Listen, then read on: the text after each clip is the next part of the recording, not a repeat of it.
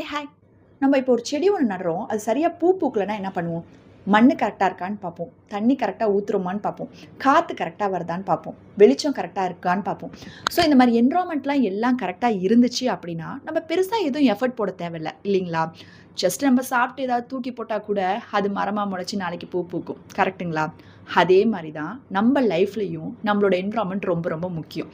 நம்மள சுத்தி என்ன மாரியான பீப்பிள் இருக்காங்க? நம்ம டெய்லி யார்கிட்ட பேசுறோம்? என்ன மாரியான தாட்ஸ் நம்ம மைண்ட்குள்ள ஓடுது? ஈவன் இந்த Instagram ஃபீடே எடுத்துக்கோங்களேன். என்ன மாரியான வீடியோ நம்ம டெய்லி பார்க்குறோம்? இது எல்லாமே ரொம்ப ரொம்ப முக்கியம்.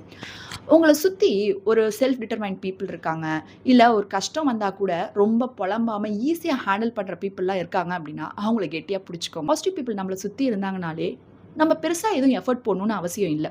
அந்த ஆராலயே நம்ம இன்ஸ்பயர் ஆகி நம்ம லைஃப்ல மேன்மேலும் வளருவோம். As I said earlier, energy ஸ்ப்ரெட்ஸ்ங்க. Your environment decides your elevation. So surround yourself with positive people. Hope it helps. இத பத்தின உங்களோட தாட்ஸ் கமெண்ட் செக்ஷன்ல சொல்லுங்க. பேசலாம். Random thoughts with Vidya. Bye.